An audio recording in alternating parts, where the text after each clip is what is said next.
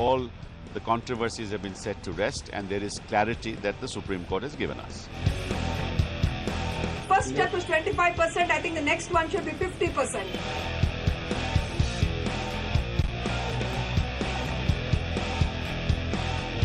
The wider interest of the children must be kept in mind.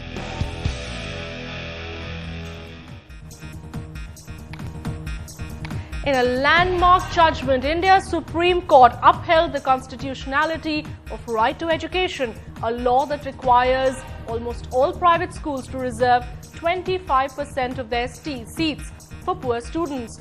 But the question we are asking on We Mean Business today is, will the right to education be a game changer for the Indian economy? Hello and welcome to the show. Today I'm Shweta Rajpal Kohli, and with me here today on the show, we've got in the Delhi studio Mr. Ashok Pratap Singh, President Board of Trustees, Modern Schools. Also Rashmi S Chari, Assistant Director, DAV Group of Institutions.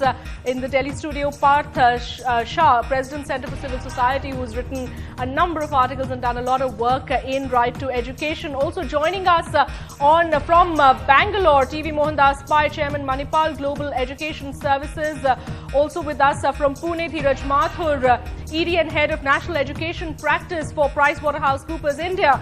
Also on a link, Ashok Agarwal, lawyer and child rights activist. Thank you all for joining us here on the show. But before we start our discussion, let's take a look at some of the big questions that we're going to be asking on the show today. Can the right to education be implemented in letter and spirit? Do private schools have a social responsibility?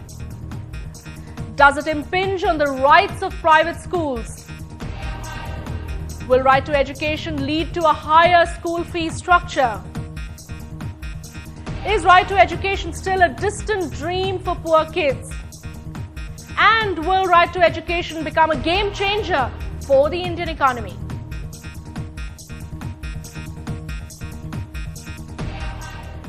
But first, a look at how this act has already started transforming lives.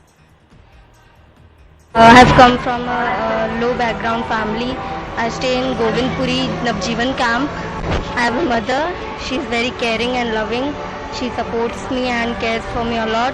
My brother works in a factory, so I want to support him when I grow up. She may live in a Delhi slum, but right to education has already transformed 13-year-old Preeti's life. Even as the act was being challenged in court, Lakshman Public School in her neighborhood gave her a seat. Preeti now speaks English, has been a class head, and stands shoulder to shoulder with upper middle class classmates, the initial barriers broken. We are all brothers and sisters. They are very good. The teachers are very helpful. India can take joy in many more Preetis as the Supreme Court upholds the right to education, rejecting a batch of PILs filed by private schools that argued that right to education is unconstitutional, since it violates their freedom to practice their profession and permits the state to interfere in the functioning of private bodies. But the court says this session onwards, all private schools and government-aided minority schools will have to reserve 25% seats for poor students in their neighborhoods. The admissions will have to be provided at the entry level, and the selection of students will be made by a lottery system. The government has also promised to bear all the costs. To what extent the government will bear the cost must be decided by the state education departments and schools. But since right to education was being contested in court, that decision was not made.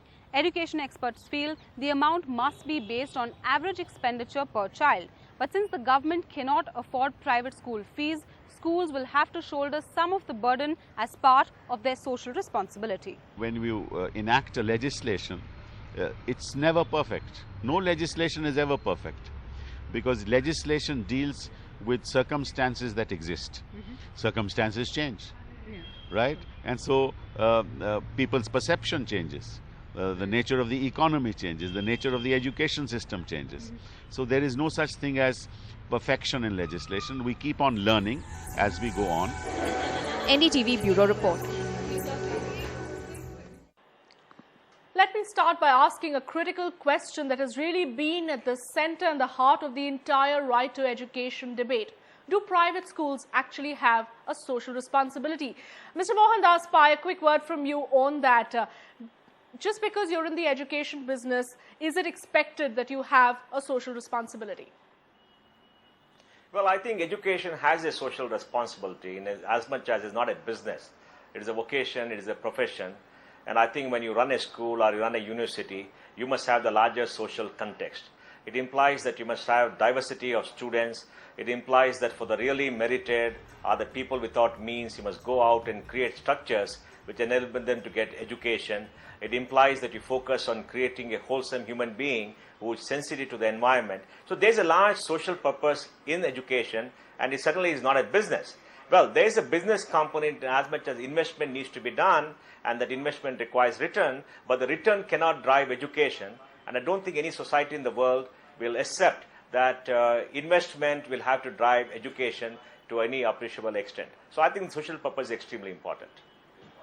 Let me pose that question to Mr. Ashok Pratap Singh. You run schools, and what Mr. Mohandas Pai is saying is that this business is very different from the other businesses. Would you agree? Well, firstly, I don't think it's a business. It's something that we do. Of course, it in itself has to make money in order to be able to regenerate itself and upgrade itself. But it's not a business in the sense where you want to distribute profits or whatever it is. But there are enough schools doing that as well. Enough people who are in it to make money. There are people in it to make money. But, of course, even the Delhi Education Act, even the whole concept of the affiliating boards say that you are not to be a commercial organization. Right. And that fact should be implemented in letter and spirit. Right. As far as the responsibility of private schools is concerned, it's not only a responsibility of the private schools, it's a responsibility collectively of every citizen of the country. And it is a basic fact that people are not impoverished people, whether educationally or financially, are not uplifted by governments. They are uplifted by money. Right. And therefore, I want to say that people who have the facility, whether it's by way of schools, whether it's by way of anything else, are required to play their role to do so. But more importantly, must be allowed to do so. Okay. And I think this is very important because what seems to come across in a certain context is that this is what should be done, which is a good thing, but we will tell you how to do it. The how to do it is a problem.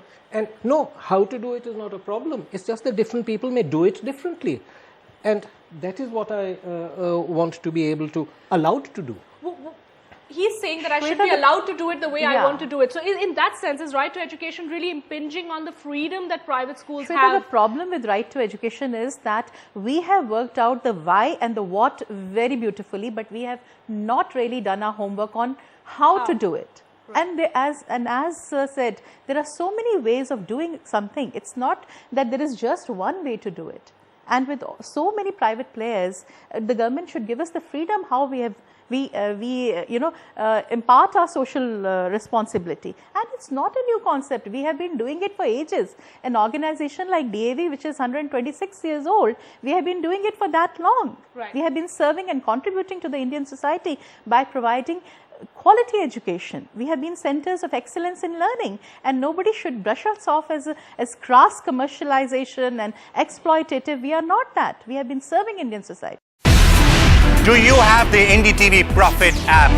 All the markets, all the news and your own homemade, ready-made portfolio available there for you. We will right now answer what you should sell, what you should buy when markets are down. Download at ndtvprofit.com/apps. Get the best app from the channel you trust.